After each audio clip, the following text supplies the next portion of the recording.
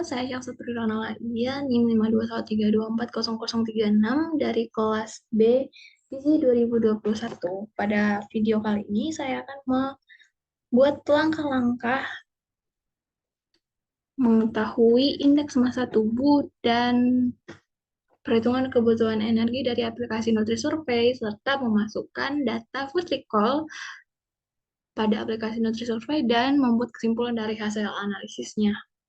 Yang pertama yaitu kita ingin mengetahui terkait IMT maupun kebutuhan dari responden. Di sini saya menempatkan diri saya sendiri sebagai responden yang akan diamati, yaitu dengan usia di mana woman atau wanita 19 sampai 24 tahun. Lalu untuk mengetahui IMT-nya bisa kita lihat pada energy requirement. Kita bisa memasukkan nama, lalu usia, dan tinggi badan, serta berat badan. Di sini kita dapat mengetahui basal metabolism rate atau kebutuhan per hari saat melakukan aktivitas, yaitu 1000 tanpa penambahan atau additional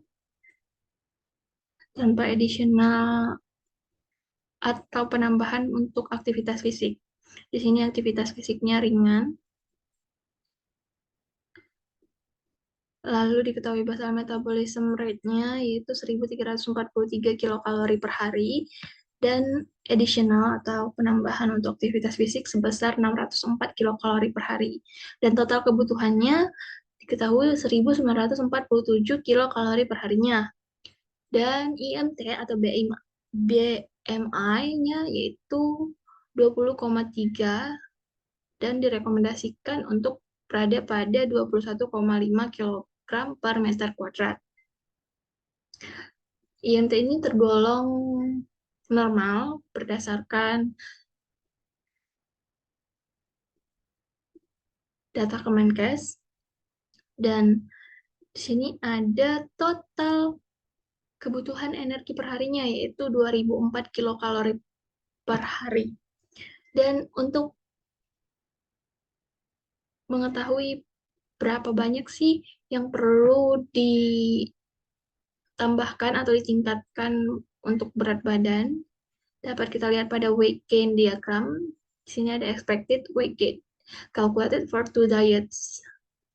Aplikasi NutriSurvey memberikan dua jenis diet, yaitu 2.500 kilokalori dan 3.000 kilokalori untuk mencapai 62 kg pada rentang waktu tertentu. Grafik ini bisa kita salin dengan clipboard ataupun kita print. Dia akan menampilkan hasilnya dalam bentuk Microsoft Word. Selanjutnya kita ingin mengetahui data food recall.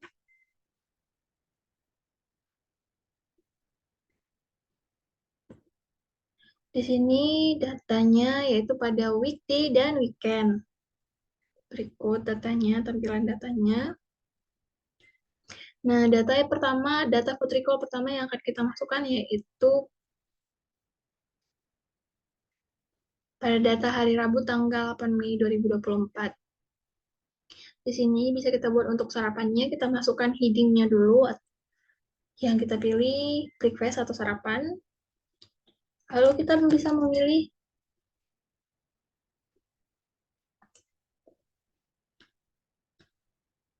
nasinya, bahan makanan,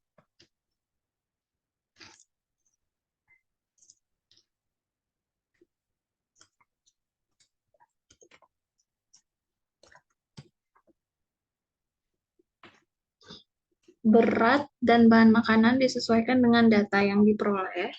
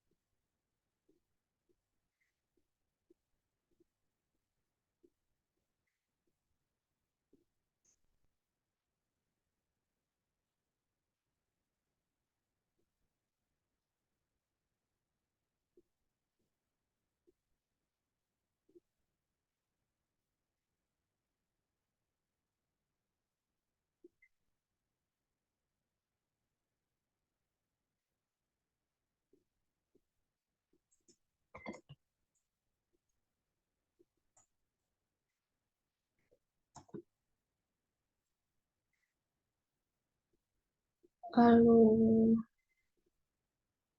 ke siang bisa memilih lunch.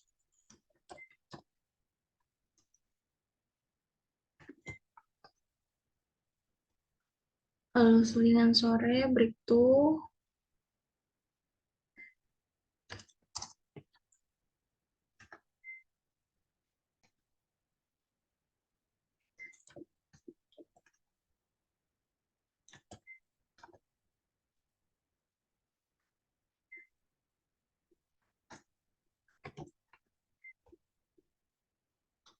Lalu makan malam atau dinner.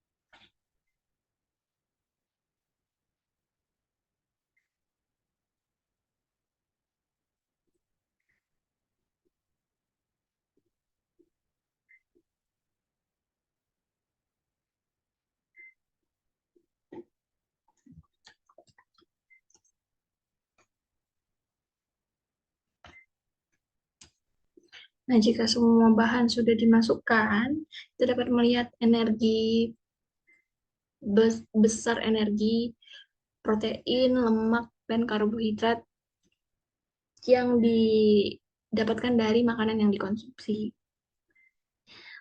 Jika ingin melihat berapa persenan kecukupan dari makanan yang dikonsumsi, kita dapat mengklik calculation dan print out of the current food record. Lalu hasilnya akan ditampilkan pada Microsoft Word. Seperti demikian. Itu dari energi ada 86% persentase pemenuhan kecukupannya. Untuk protein 94%, untuk lemak 81%, dan karbohidrat 88%. Selanjutnya, food recall yang setelah kita masukkan atau telah kita input, kita simpan terlebih dahulu. Namanya bisa disesuaikan dengan keinginan kita masing-masing. Save, jika ingin membuat baru kita pilih new food record. Sini question energy requirement-nya.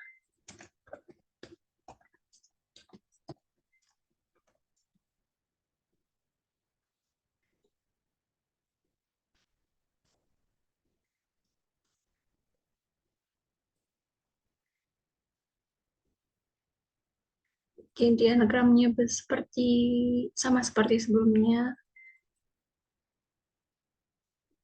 Lalu kita masukkan data food recall yang kita peroleh. Sama seperti tadi, kita pilih heading terlebih dahulu, lalu masukkan bahan makanan sesuai dengan yang dikonsumsi.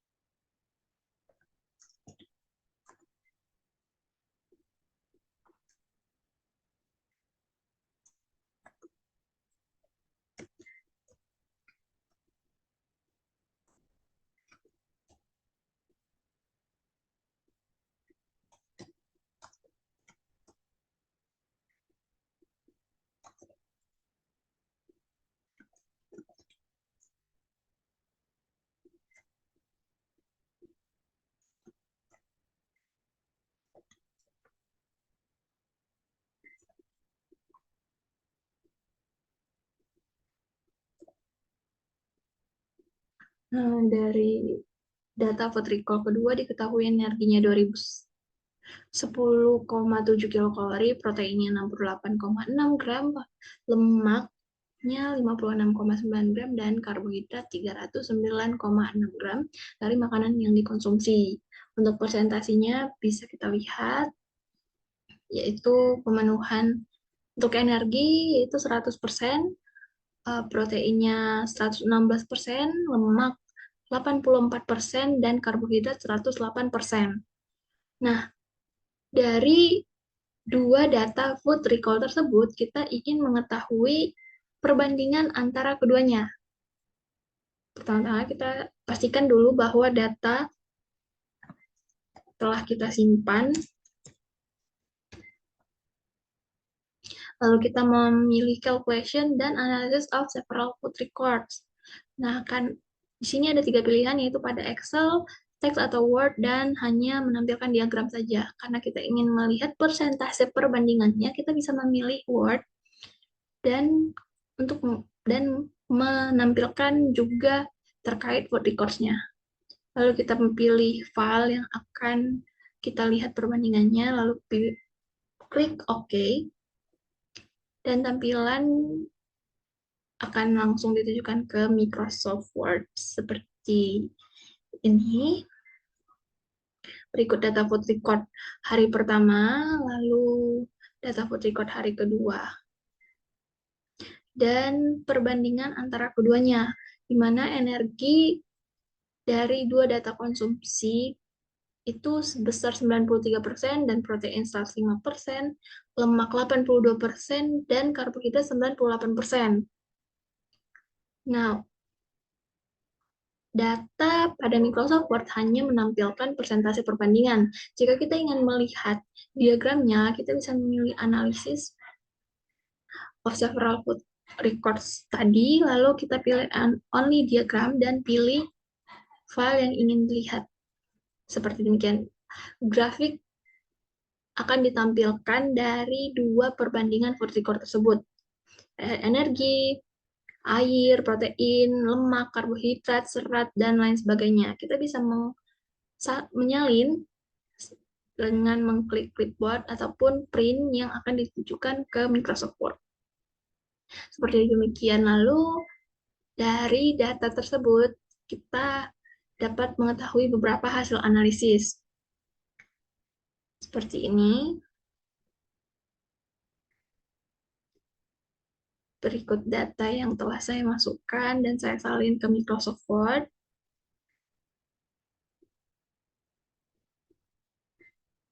Nah, untuk menyimpulkannya, kita melihat dari beberapa referensi. Yang pertama, klasifikasi tingkat konsumsi energi dilihat berdasarkan cara pengkategorian SDT dalam Infodatin 2016, di mana terdapat 4 kategori, yaitu sangat kurang, kurang, normal, dan lebih dengan rentangnya masing-masing. Dapat lihat pada layar.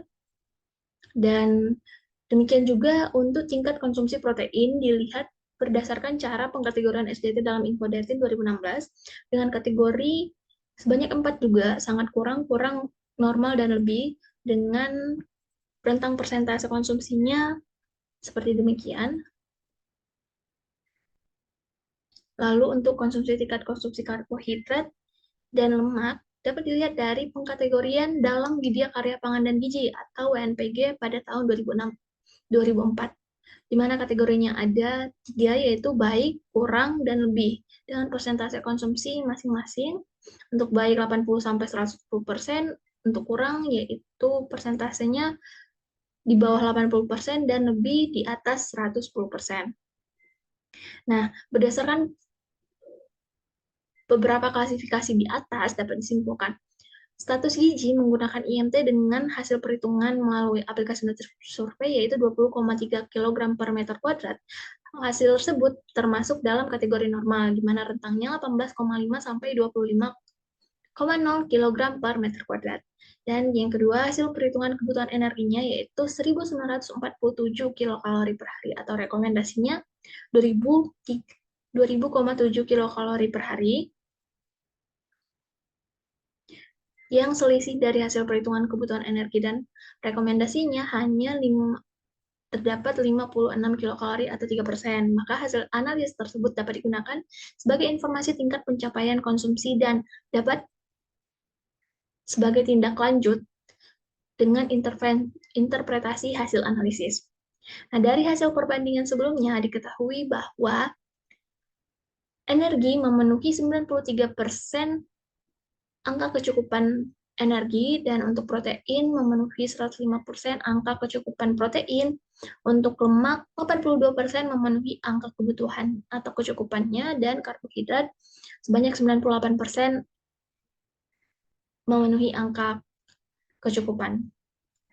Berikut tabel untuk klasifikasian energi dan zat gizi makro, yaitu di mana energi 93% persentase pemenuhannya yang tergolong dalam kategori kurang berdasarkan kategori SDT dalam Infodatin 2016, sedangkan protein berada pada kategori normal di mana persentasenya 105% berdasarkan sumber kategori yaitu SDT dalam Infodatin 2016.